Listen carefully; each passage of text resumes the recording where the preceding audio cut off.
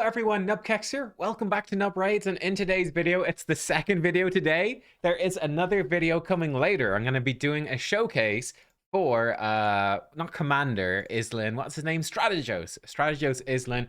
Video on him coming later. Make sure you subscribe and whatever for that. Just come back for that. Don't want to miss it. But we have information on, weirdly, an event which has not shown up here quite yet. Don't know why. But the Summon Rush for Strategos Islin, it's starting tomorrow. And there's some really, really good champions actually coming into it. So I'm going to be breaking those down for you today. Again, that is the 1st of September, Friday, tomorrow, when this stuff is going live. I think he might be a pretty unpopular fusion, which is, I think, why this event is going to be so good.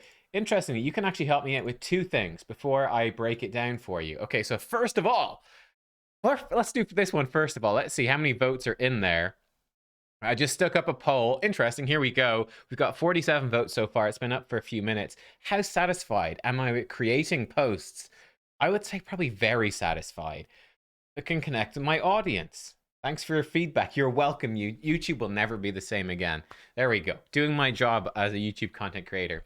But you can vote in this poll. How would you rate Strategos Islin, the new fusion, based off of reading his kit? So far, overwhelmingly, people rating him as a B tier fusion.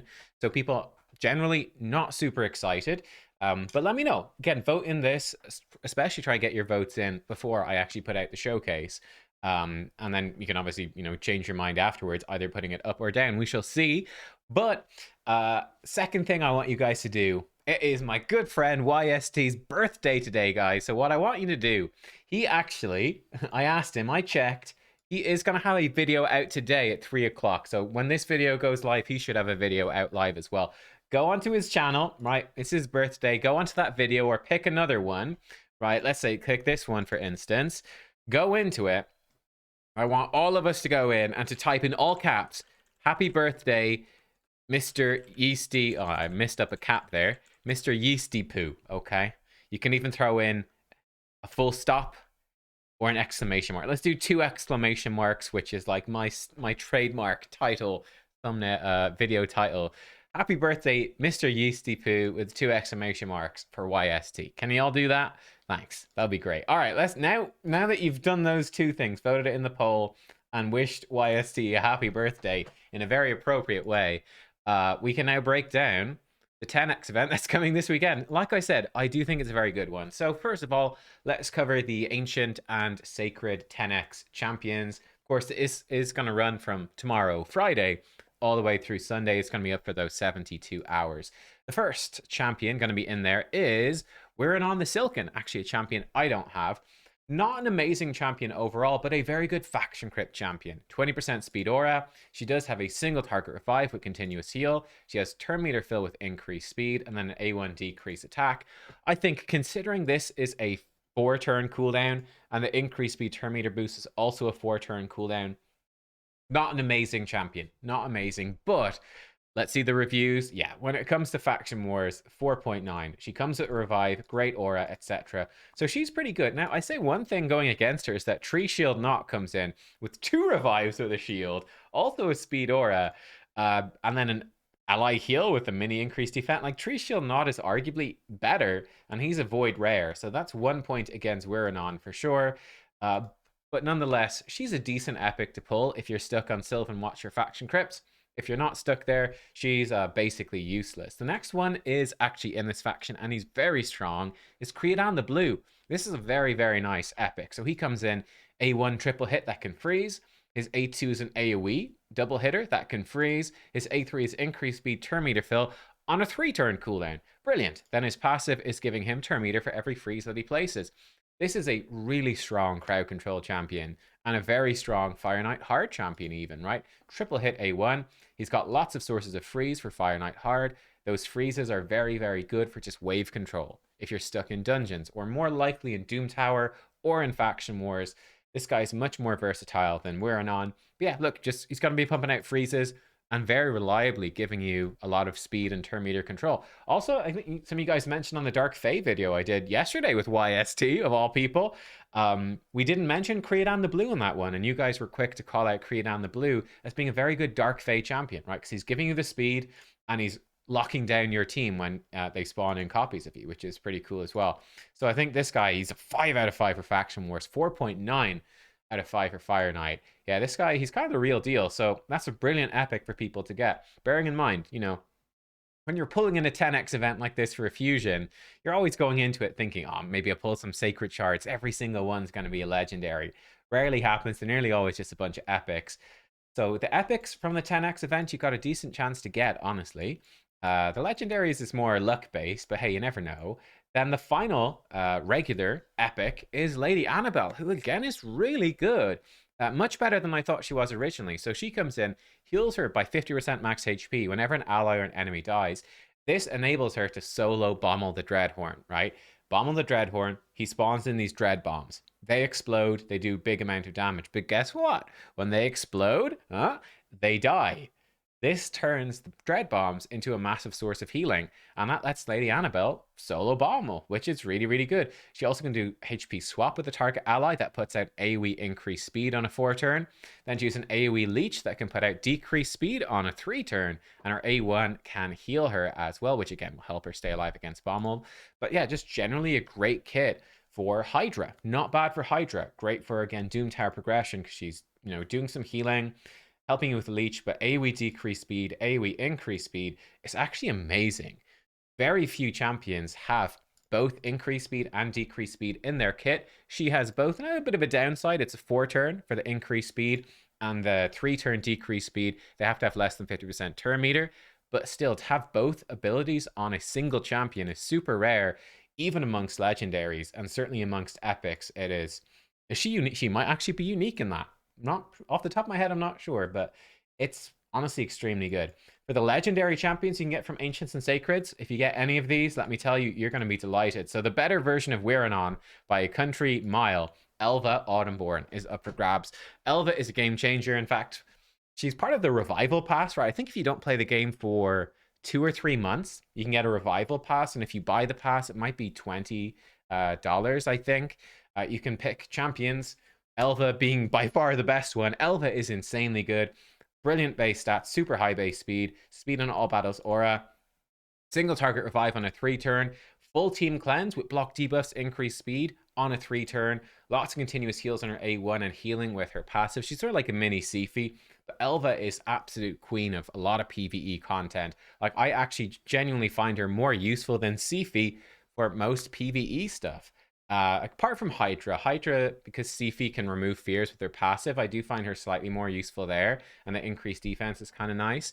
But for Doom Tower waves, the shorter cooldowns that Elva has is insane, and I actually use her for duoing her plus Artak.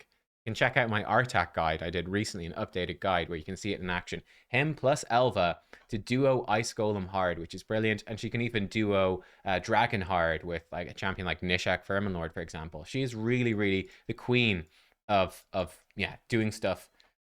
Yeah, she's just really good at that. She's also going to be brilliant in Arena as well. Could be pretty good against our good friend, Mr. Sun Wukong, the Monkey King, because she's the right affinity for it. So she can hopefully resist his advances, not be polymorphed, and then be like cleansing your team and keeping them alive, etc., and healing them up. She's a really great champion, very underrated for Arena.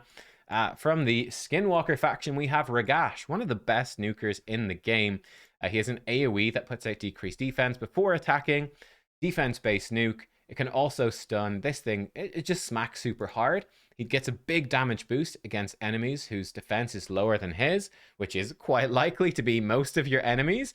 So that's really strong. He also brings strength in, increased speed, and perfect fail for himself here. And he can give himself increased defense on his A1. So let's say in live arena, your increased defense champion gets banned away. He's still going to provide that damage and survivability as well, buff for himself to hit as hard as possible on his A2. This is a double hitter as well, which is quite nice. But yeah, Ragash, I find him very, very strong. I use him all the time in live arena, where he comes in, you run him fast, and he's not only a crowd controller that's helping your team stay alive, but he just does so much damage. He's really good. I think a lot of top-end arena players really like him indeed. And then finally, one of my most wanted champions, and YSTs as well, is Lady Kimmy. So Speed Manipulator, 115 base speed, which is nuts. The best speed aura for Doom Tower battles in the game. And she comes in with the AoE increased speed and increased accuracy with turn meter. She's AoE decreased speed, decreased accuracy, and turn meter pushback. And then some turn meter manipulation on her A1. Even turn meter manipulation on her her passive as well. So she's all about that speed control and turn meter control. It's very useful, right? Especially, you could combo her with Sun Wukong. It would be not bad. He brings you the speed aura for arena. She gives him the increased accuracy, increased speed, and turn meter fill that he probably wants. Then he strips off the buffs or he starts polymorphing, leaves him vulnerable to the decreased speed, decreased accuracy, and turn meter pushback. There's a lot of cool combos going on there. She's just a great champion. She's decent in Hydra. Not more than decent. She's great in Hydra as well. Great for Doom Tower control. Really strong champ. So, yeah, honestly, from Ancients and Sacreds, this 10x event is really solid. And if you're going for the fusion, hopefully you're going to pick up some good epics to help you progressing on the way. And if you hit any of those legendaries in the 10x, they're all absolutely brilliant. So you'd be super happy. When it comes to the Void Shards, I think this is a bit of an underrated champion, but Golden Reaper is our Void champion. Now, I talked about this in my Fusion Guide video. Pulling Void Shards, maybe not the best idea because we're expecting it to be a Void 2x event, tying in with the champion chase for the Fusion. So if you're pulling Void Shards during the Summon Rush, you could leave yourself struggling to finish off the champion chase. Like if you're free to play, you probably want roughly about 30 Void Shards to be feeling comfortable, very comfortable about the champion chase, and it's unlikely you're going to have more than 30 Void Shards. So maybe not the best idea. But that being said, if you are going to pull Void Shards for this, I think Golden Reaper is very underrated. She comes in with the increased speed and turn meter fill on a 3-turn. Now, it's stronger than champions like Apothecary or Haikatoon. And she also has incredibly high base speed at 111. So she can actually be very quick. And I did a video on her before, and she could actually be a better go first champion than your Arbiter, specifically because of Faction Guardians, because it's so much easier to fill up the epics. You could get her +6 speed, and then whereas your Arbiter is coming in at 110 speed, you could have your where is she? Golden Reaper. Here she is coming in at 111, so she's actually faster than Arbiter just by default.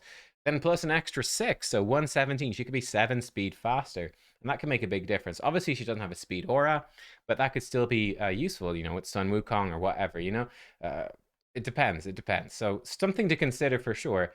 It's good. Then she also has AoE decrease attack. I think this is quite nice for Hydra. So I find she's actually pretty good for Hydra.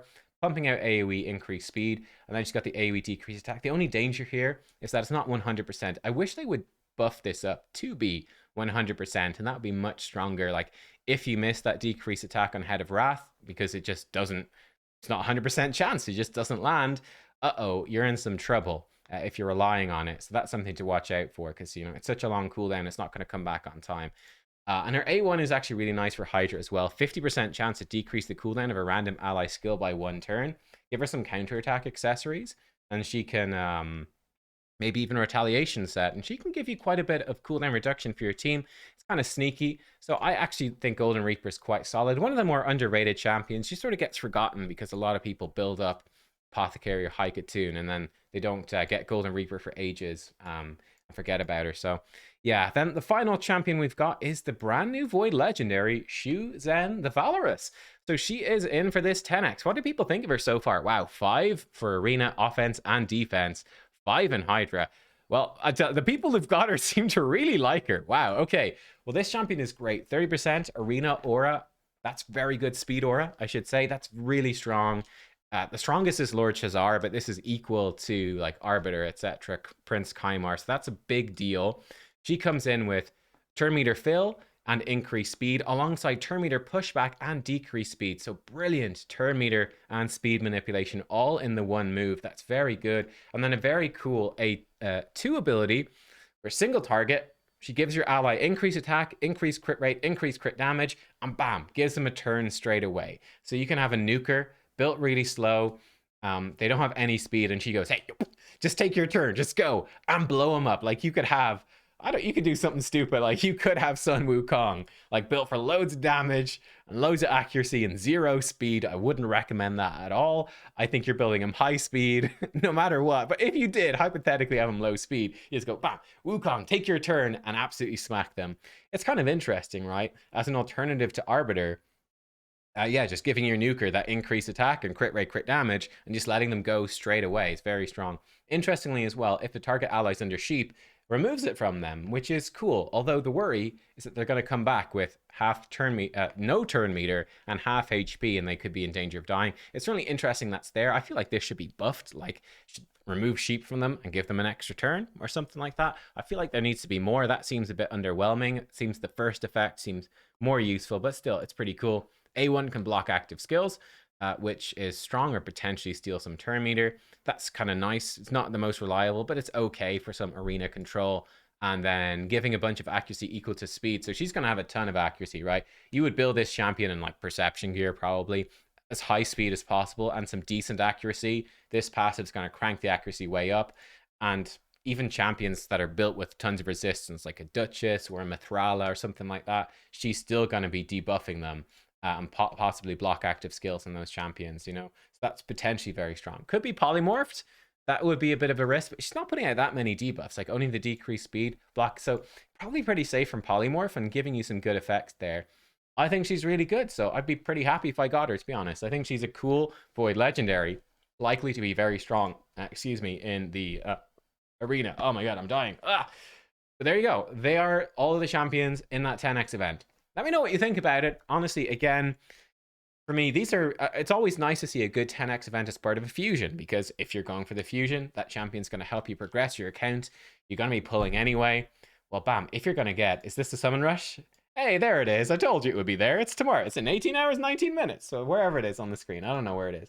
There, you see? I told you it was going to be there. But yeah, you know, if you're going to be doing this anyway, because you're progressing in the game, gonna get some good champions out of it. In fact, maybe the champions are so nice, it might tempt you into going for the fusion anyway. Things you might be pulling your void shards in 2x voids in a week and a couple of days anyway for the champion chase. You might be like, oh wow, actually quite like those epics. I'm gonna go for the summon rush, and then you're not that far off of being able to complete the fusion. Probably the dungeon divers are your biggest barrier after that point. So yeah, something that is worth considering. I think it's a good one. Let me know. Thank you for watching, guys. Don't forget about the poll. Don't forget about happy birthday, Mr. Yeasty Poo. Let's make it happen, guys. And yeah, let me know. Let's see, how's the poll going now?